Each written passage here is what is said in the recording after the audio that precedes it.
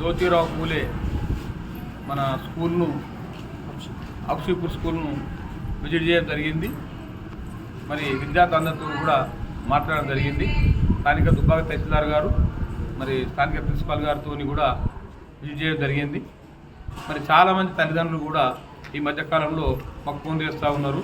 మరి జ్యోతిరావు స్కూలే హౌస్పురంను మరి సౌకర్యాలు లేవని మరి షిఫ్ట్ అయ్యే అవకాశం ఉన్నదని మరి నేను వాళ్ళ సెక్రటరీ మన సైదుల్ గారితో మాట్లాడినా, మన ఎమ్మెల్యే ప్రభాకర్ రెడ్డి గారితో మాట్లాడినా.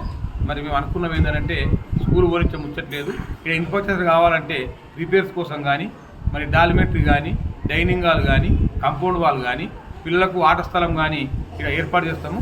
తప్పకుండా స్కూల్ ఇక్కడనే ఉంచాలని చెప్పి కూడా మేము అనుకున్నాము. తప్పకుండా అవసరమైతే మన జిల్లా మంత్రి మన పొన్నం ప్రభాకర్ గారు బీసీ వెల్ఫేర్ మంత్రి కనుక ఆయన దృష్టికి కొంచబోతాం. మన సాంఘిక సంక్షేమ శాఖ మంత్రి మన అడ్డూరు లక్ష్మణ్ గారి దృష్టికి కొంచబోయి తప్పకుండా ఈ యొక్క హౌసీపురంను జ్యోతిరావు స్కూలేను ఇక్కడనే ఉండే విధంగా ఇక్కడనే పక్కా బిల్డింగు సౌకర్యాలు కల్పించే విధంగా చర్యలు తీసుకోవడం ఈ సందర్భంగా తెలియజేస్తా ఉన్నాం. మరి తల్లిదండ్రులు కానీ దుబ్బాక ప్రాంతంలో ఉన్నటువంటి వాళ్ళ తల్లిదండ్రులు కానీ ఇతర ప్రాంతం తల్లిదండ్రులు కానీ ఎవరు ఆందోళన చెందవద్దు. మేము స్కూల్ గురించి సమస్య లేదు, మేము పానమైన అడ్డం పెట్టి స్కూల్ని కాపాడుకుంటాం. మీరు ఎవరు ఆధారపడవద్దు.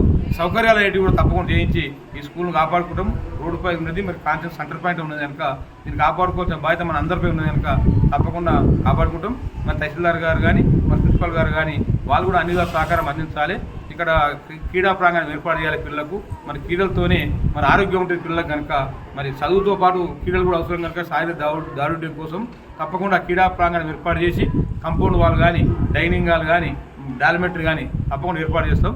మీరందరూ కూడా ఎవరు కూడా ఆధారపడద్దని చెప్పి ఈ